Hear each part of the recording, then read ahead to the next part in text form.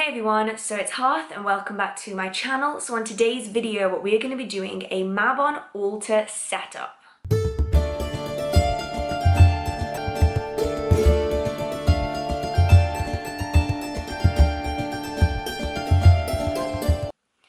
Now I know that this video is really delayed. As of right now, as I'm filming it, it is actually Mabon today and I'm hoping to get this video up today, so we'll have to see how that one goes.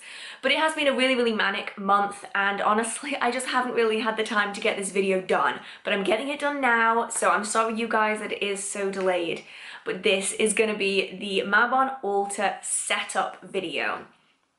So as you guys know, if you've been on this channel for a while, these videos are primarily time-lapse. So I'm going to pass you over to me setting up the altar so we can get on with the rest of the video. Okay, so this is the current altar setup. Now I'll be the first to admit, it looks like shit. Sorry to be blunt there, but let's face it, it does. It doesn't look great, it's really messy, and that's because life got busy.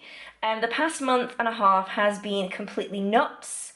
You guys will have seen that on the channel. I've not been able to get quite as many videos out. It's just been manic. I had a giant mystery box to get out. I had back-to-back markets. I had a massive wholesale order. And honestly, it's just been a really manic month. So the altar currently looks like this. It's become a dumping ground for everything that doesn't have a home. And I don't like that. That is unfortunately just kind of the way it is. I know it shouldn't be, but that is just kind of how it's ended up. So today's job is slightly bigger than usual. We're gonna have to start by clearing off this entire space and I've got no idea where anything is going. So let's get on to the time lapse and hopefully I can transform this altar in just a few short minutes.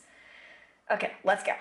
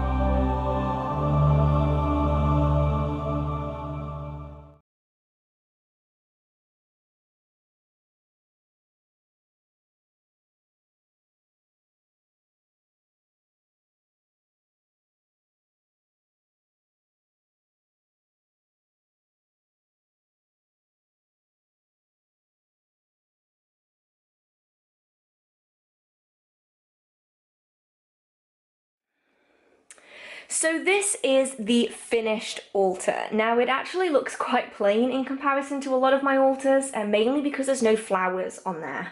Just because this time of year, I just don't see the point in having flowers. They die so quickly in my house that there's just no point in having them. But what I do have is an altar that is largely filled with crystals and big items, which is something that is, I suppose, normal for me, but I usually have it being a lot more intricate than this. So first things first is the altar cloth. I went for red this time, mainly because I used gold on my Lammas altar. I'm using orange on my Samhain altar next month. So I decided to go for red. So this, I think, is actually the cloth that I used on my Beltane altar. And I do recycle cloth. So if a Sabbath has already gone, I will reuse that colour if it has a purpose. So this time is red, and the link for these is in the description box if anyone wants to get them for themselves. It's not an affiliate link or anything, I just love these altar cloths. So the next big thing is the white Himalayan salt lamp. If you guys have been on this channel for a while and you've seen a few of these, you will know that this little colourful guy is on every single one of my altars. I just absolutely love him. I just think it's so pretty, and also the only plug is down there, so he kind of has to be here, otherwise he's not going to be plugged in anywhere. So he is actually sitting on a wooden plank. I like to include wood in my altars quite a bit, actually. You'll notice that if I ever walk you through any of my other altars, I actually really like using wood. So there's a little wooden disc for no other reason than I think it looks pretty. So I have a wooden disc there. On the other side is the goddess that was on my Lammas altar. Now I have a couple of these goddesses, and this one is the gold and green, and I've switched the sphere out. So on the Lammas altar, the sphere was tiger eye, and that was really beautiful, but I decided that it didn't really fit this particular Sabbath. So she has a clear quartz sphere in her stomach, and I absolutely love it. The other thing I really love about it, and I don't know if I'm going to be able to get you to see it, but it actually is split. Can you see that? I don't know if it's going to focus. So I'm not sure if you can actually see. It actually has a perfect fracture down the middle. Like, it's not cracked. It just has a fracture line straight down the middle. So it looks like it's split in half. And I thought that was kind of fitting for this time of year, because it's that kind of transitional period between summer and winter. So we have the really cool clear quartz. So next is the large cauldron. Now this is the biggest cauldron I actually own at the moment, if you don't count my fire pit. But this cauldron is actually a great symbol of abundance and prosperity. It usually goes on my Caridwen altar, but I've kind of kidnapped it for the purposes of this altar. Now a little bit of a backstory surrounding this one that I'm pretty sure I've mentioned before is it actually has a really wonky leg. So any focused people out there who notice that, props to you. One of its legs is actually over a centimetre shorter than all the others. So it's meant to sit like this, but it actually sits like this, and it's really annoying. But they are wonderful symbols of prosperity and abundance, and the cauldron is a symbol of Mabon. So it's on the Mabon altar quite fittingly. I don't often put cauldrons on altars, but I think it looks really pretty in this one, and it gets me to shake up my Caridwen altar as well. So next we have some candles. These are some of the first candles I ever owned magically, and I just never burned them. I never had the nerve or the guts to burn them, so I ended up just keeping them. I kept literally almost all of them.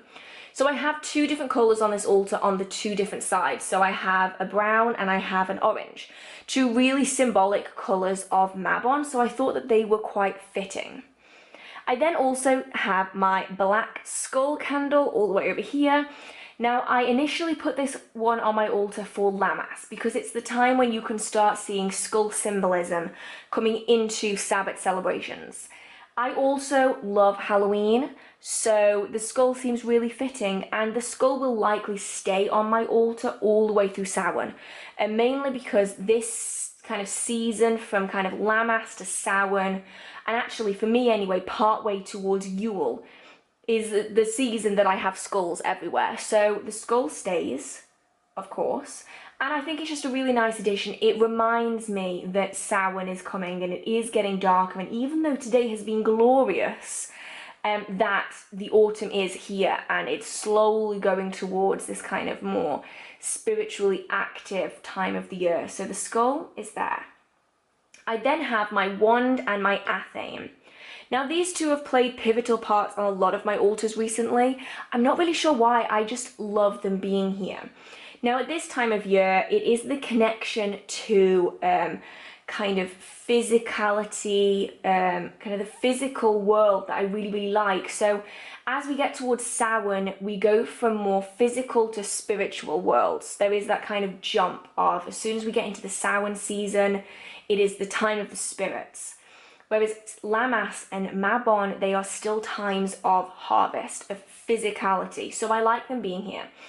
This also reminds me greatly of nature and the time of year that we are entering into. So kind of from now onwards is deer season, not for hunting, just for their existence. This is when they are far more active. And this is a wand created from a fallen antler. And so I just find it so earthly. It connects me so much with this time of year. And I actually purchased it at this time of year as well, nearing 6 years ago now, which is crazy. So this is really deeply connecting to that kind of earthy autumnal energy. And then we get onto the athame. Now the athame is something that I don't really show very often, mainly because YouTube does not like anything like this. They are, for me, symbols of physicality, of physical actions, and because of the connection to the sword suit in tarot, it's connected with motivation, with doing. The action of doing, you are pushing it and you are making it happen. So that's why I like the athame being on my altar at this time of year. It reminds me of the physicality of this time of year. It reminds me to get out and about the harvest and everything surrounding it. And despite it being completely blunt, like my partner cringes every time I do that, like it's completely blunt. It still reminds me just symbolically of the time of year and how physically active it is for those people that do still harvest, and how it is a good time to get out there and harvest. And so they go on the altar. Got to figure out which way round I put them. This way works. I don't think this is how it was a minute ago, but it works. So we then have two little idols. Now I call them idols only because I separate them from crystals because they have a shape. So I have my little phallic clear quartz, which YouTube doesn't really like, but I think it's really cute, so I keep it. I have the phallic symbol on one side, and then I have the Venus of Willendorf on the other. Now, I don't think I've ever shown you guys up close the Venus of Willendorf, mainly because my camera doesn't like focusing on it. And you see her? She's a little clear quartz Venus of Willendorf. She's been really carefully carved. So, if anyone received my Mabon box in 2018, you will have got like a full-sized beeswax Venus of Willendorf candle. Now the Venus of Willendorf is connected to fertility, or she's believed to be connected to fertility anyway.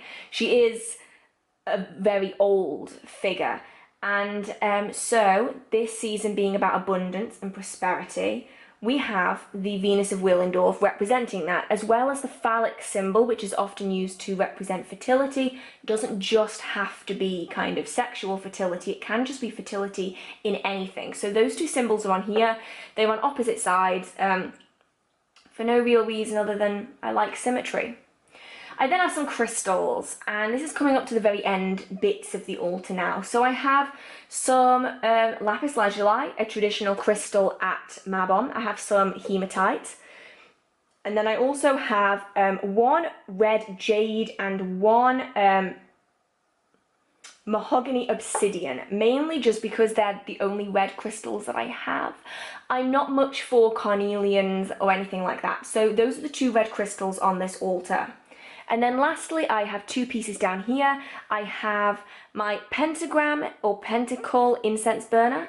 And then I also have my angel aura, my amethyst angel aura heart. Mainly just because it always lives on my altar.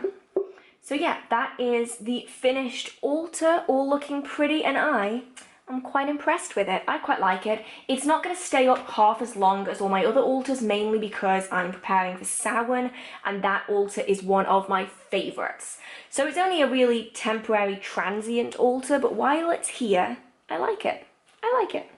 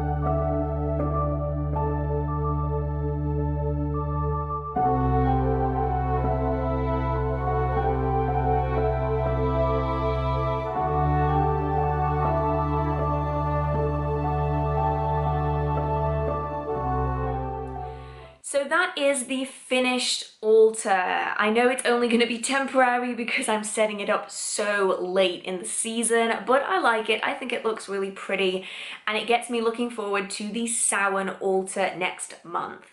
So I hope that you guys did enjoy this video. If you did, feel free to give it a like. That really, really means so much to me. If you have any questions, comments, concerns, video ideas, or just want to chit chat with the community down in the comment section, feel free to post a comment. And if you enjoy the magical content on this channel or in this video, feel free to subscribe. I post new magical content every Wednesday and every Saturday at 6 p.m. And a massive shout out to all of my amazing Patreon supporters. Your names will be on the end screen in just a few minutes. You guys are absolutely fantastic, and your support means so much to me. If anyone is interested in joining Patreon and getting your name on the end screen, I will put all the details down in the description box.